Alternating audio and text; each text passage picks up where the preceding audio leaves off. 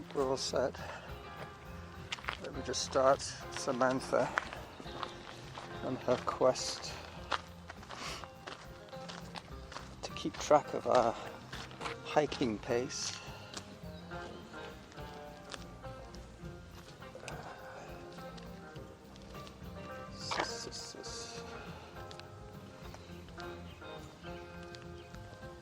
Hiking. Good morning.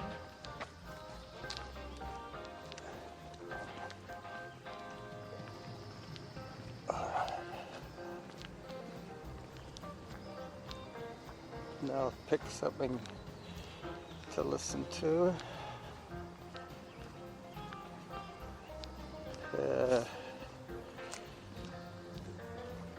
Songs. Shuffle.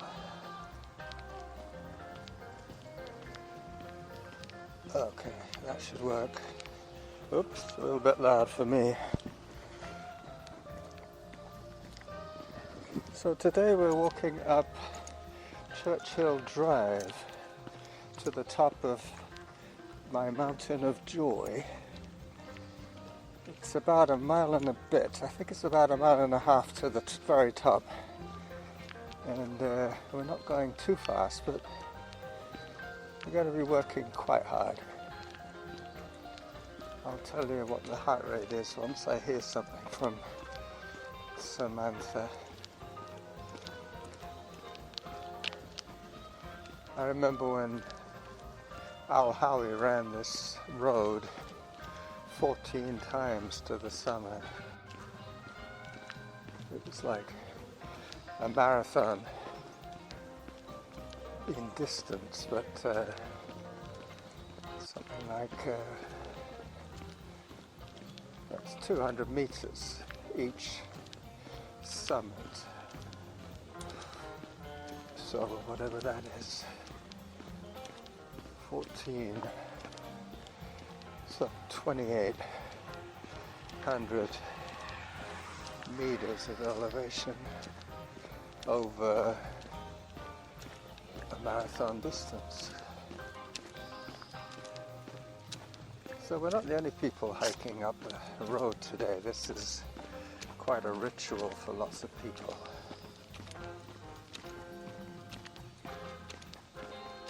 It's paved, asphalt, gates closed, no cars until after 12.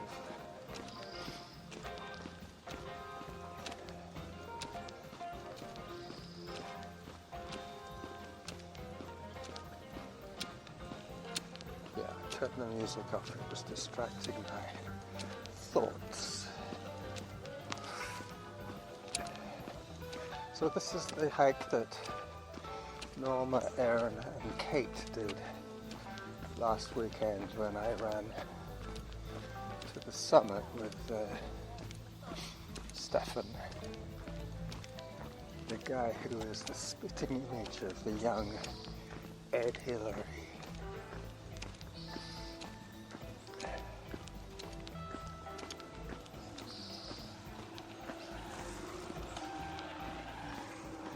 Must be fun coming down this hill on the bike, especially if your brakes are reliable.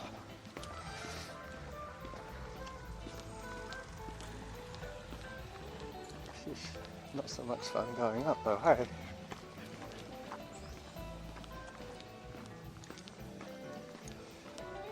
It starts to get steep. There's a few sections that are sort of flattish and then it goes up again. I had all my tests. This week I had a stress test, a chemical stress test. I can hear Norma's breathing, so maybe we're working a little hard.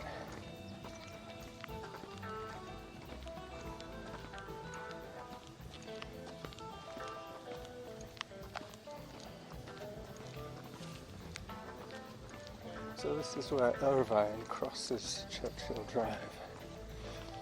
There's a trail and road intersection here.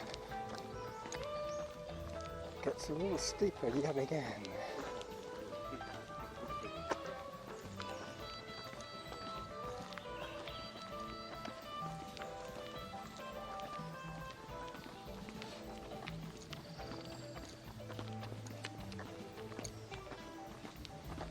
fine. Going up here? No, no. That's a little too rugged for today. Hi there. Good morning.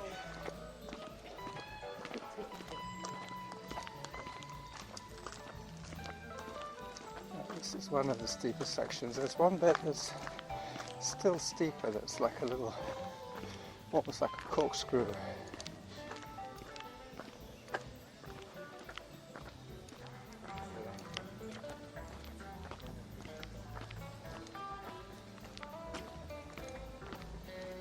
I'm wondering if Samantha's, oh yeah.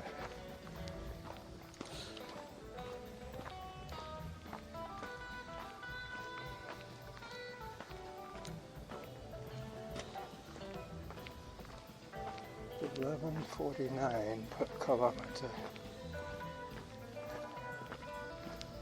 and we've already gone up about 60 meters. Lambrick Park Secondary School, high school now, used to every year have a challenge where they crowned the king and the queen of the mountain.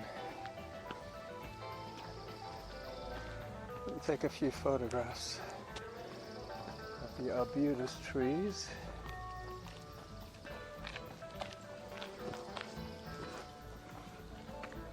Up we go.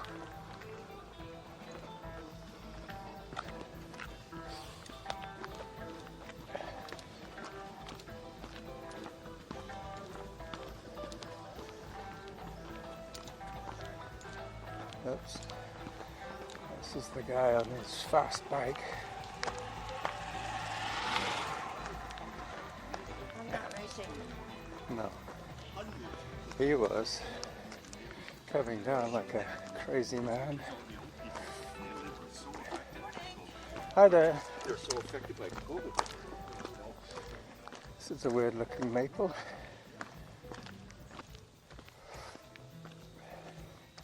The topmost branches of the arbutus are showing nice new growth, very pale green. But the arbutus tree flowers and sheds many times throughout the year. One of my clients used to say that the arbutus was the messiest tree to live under. There's always stuff falling down.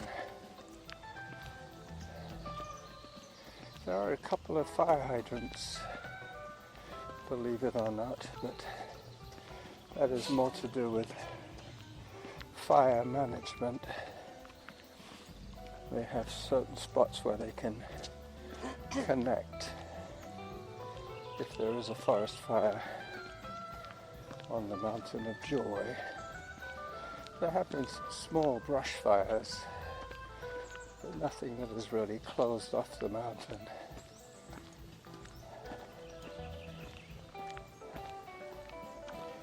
I hope you can hear the birds singing away.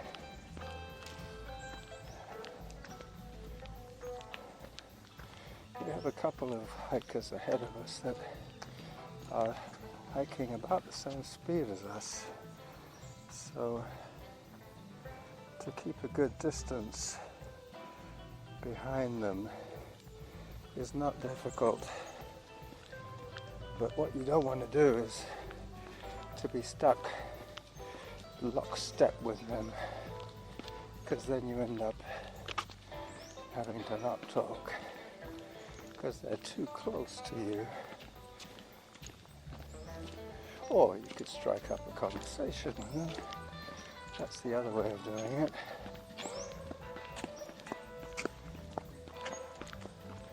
That guy had heavy boots.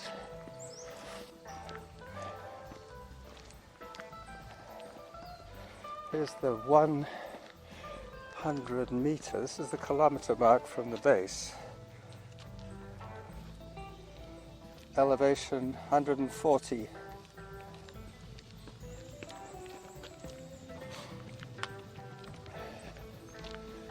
I just heard Samantha, and her stats confirm without placing at a kilometre from the start.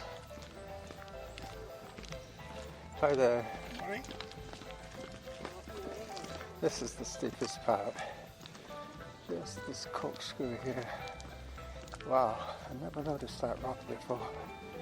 Beautiful mossy rock outcrop. Unfortunately, it's a bit into the sun. That's it.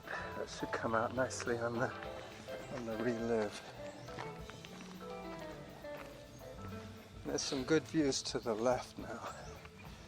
You can see out over Harrow Strait across to San Juan Island. I'll save some photographs for the summit. Morning.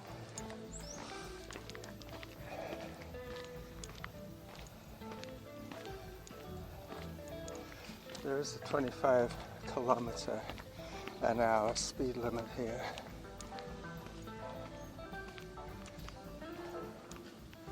It's prioritised for pedestrian use, but when it is open for cars, they have to be respectful. It does say yield to pedestrians.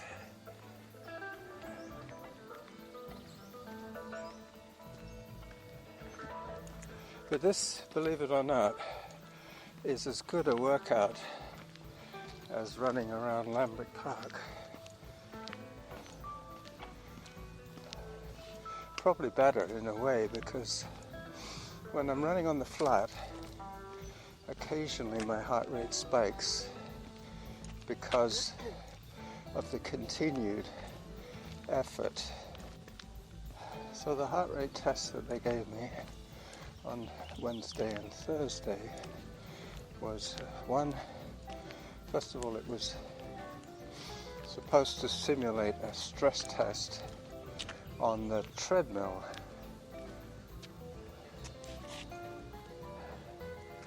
And they injected me with a radioactive tracer drug that went into my bloodstream and then went to the muscles or the arteries in my heart, so that they would light up under the CAT scan that they gave me. And then the second time I went in there and they had me lying down on a gurney hooked up to the EKG machine, and they injected me with a drug that stimulated my heart as if I was exercising. And then once again they put me under the scanner to check on my response. And after that they did the 3D imaging both days so they could compare the blood flow and the size of the artery, the hole. She described it as like a kitchen drain. Some of them get clogged up, which makes the hole smaller, so the heart, when it's not under stress, can pump quite happily, but the minute the flow is increased, then the pressure builds up too much resistance, which is where the cardiac distress happens. Well, we'll see what a cardiologist has to say. That was my interpretation of all the information that I received. The problem with the test that way was, firstly, for the nurses there was a lot more paperwork for them to do, and secondly for the fact that I had to fast for both of the tests, and I had to stay off caffeine for obvious reasons, because caffeine tends to dilate the blood vessels. There's a big group of family group of hikers. I'm going to take a photograph.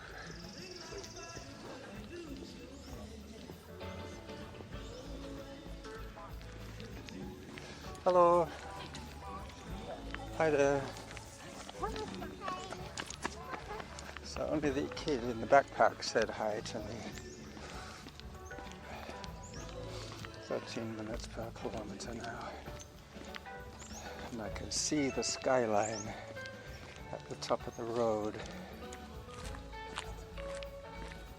Alright, so the last, I would say 150 meters is a windy path with steps that they have paved for the passengers of the car visitors. Hi there. It used to be open all night. There never used to be a gate, so there was quite a lot of partying going on up here in the summer. This would have been quite a good spot for a picnic that we had half planned yesterday. We could have come here and had a picnic on one of these bluffs to the right or left. Oh wow, that's pretty impressive. The Olympic range of mountains in the distance.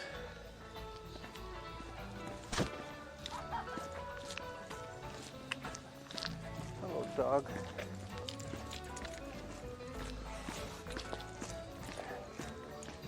Up we go. Last little bit. Hi there.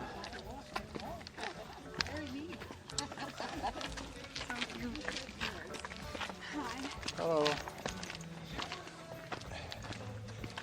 So 21 minutes to this spot.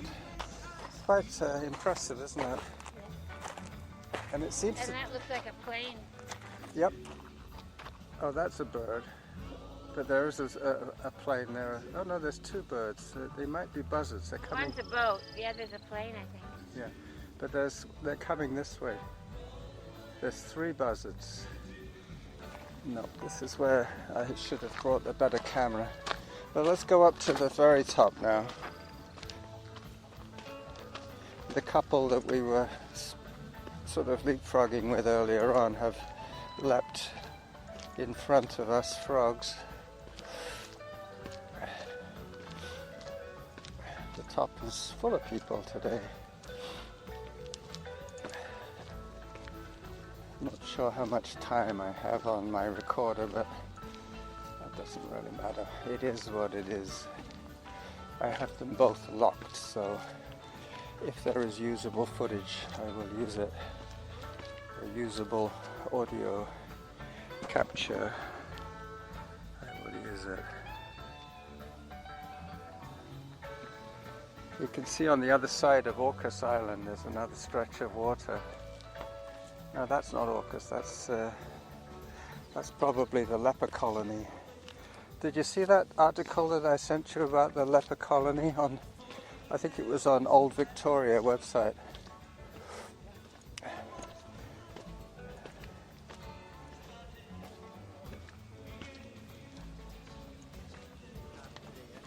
Hi there. Hello, dog. Well done. Up, up, up.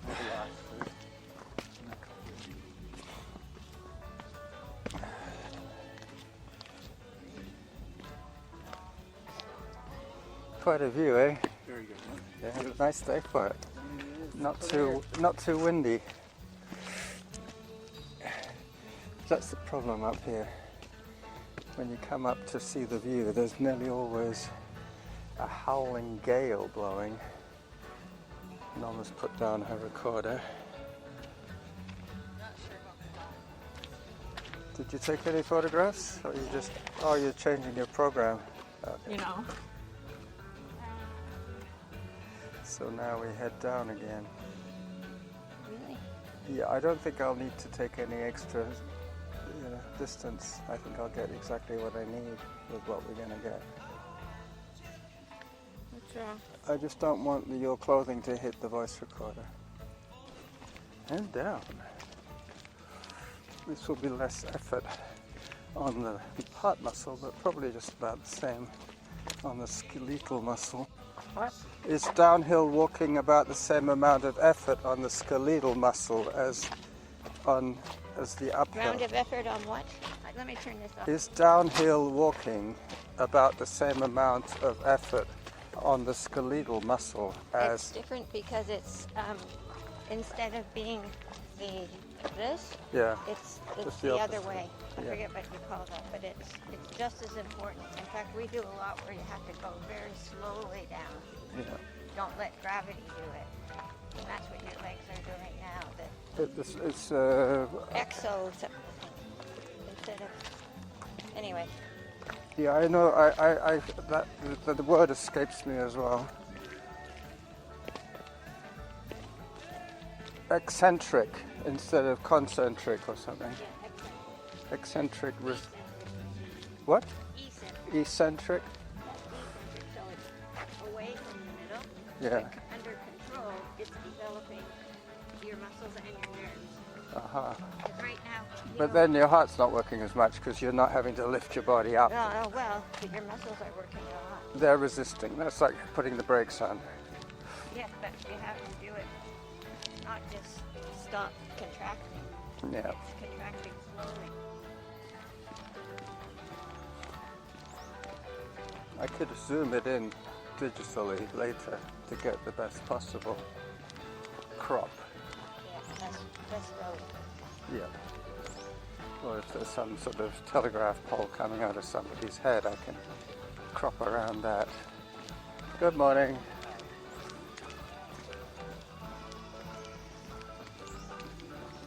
Yep.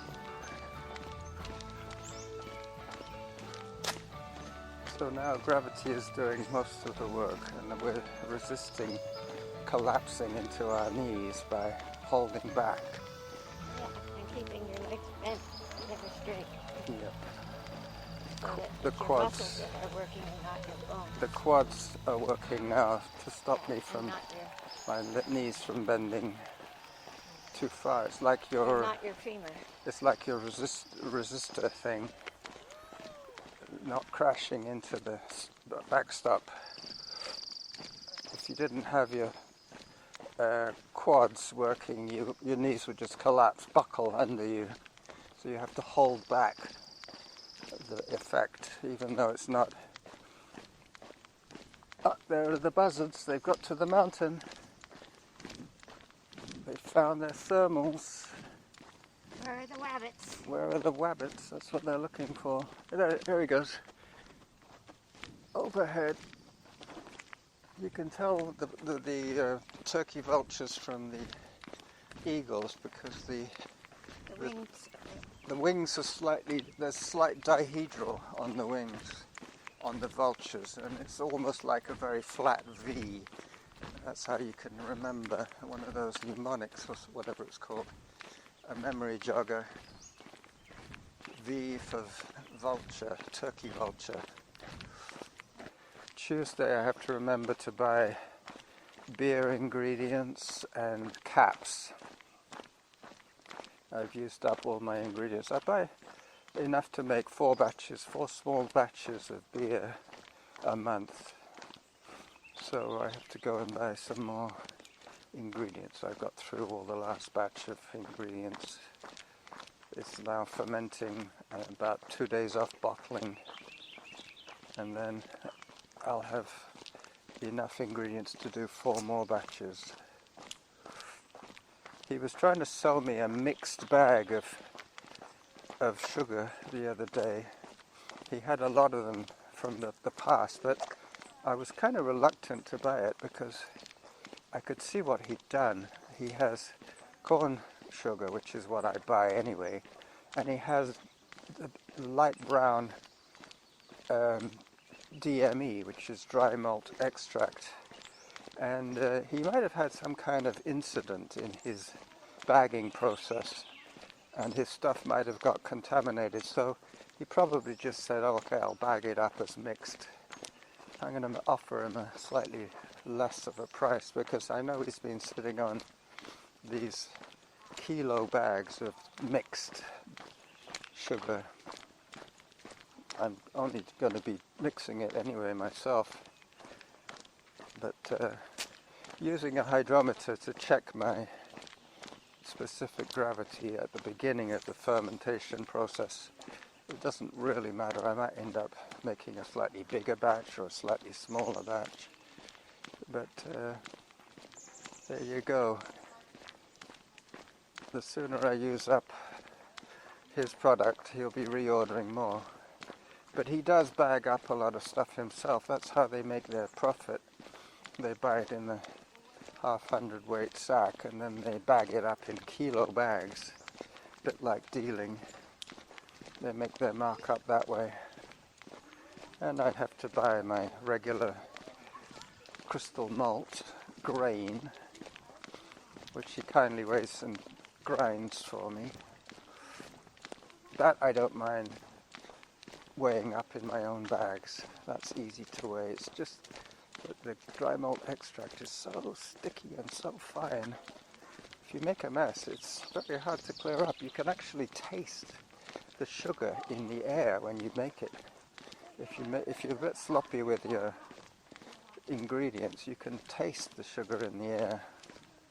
It's probably just inside your mouth if you taste it. On the back of the nose or something, but there's definitely sweetness there in the smell. Hi there. These are those little dogs. That cute little one on his own.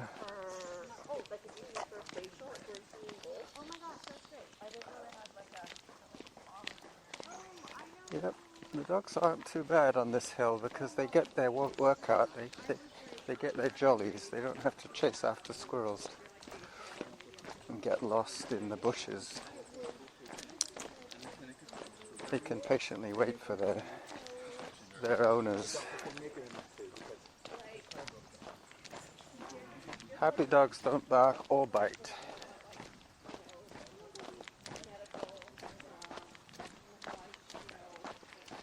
Could be one of those alternate titles.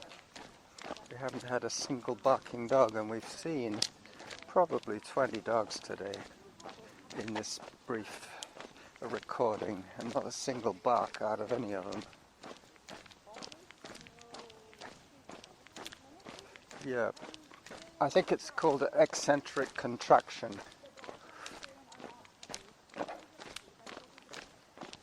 When you're working against gravity.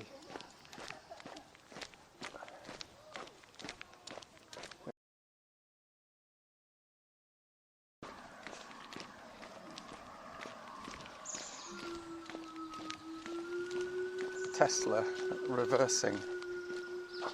He's not going to park there, is he? Fat chance, so we have to go behind him. He's clueless. I know, he was just waiting for us. Is there no parking even for wheelchairs? Or do they allow wheelchairs? That's meant for wheelchairs. Yeah. He was hoping that it didn't say that, but there you go. 10 o'clock on the button. And I'm taking back the device. Thank you. Alright, so this is Norma and Carlos signing off at the base of Churchill Drive. Bye-bye.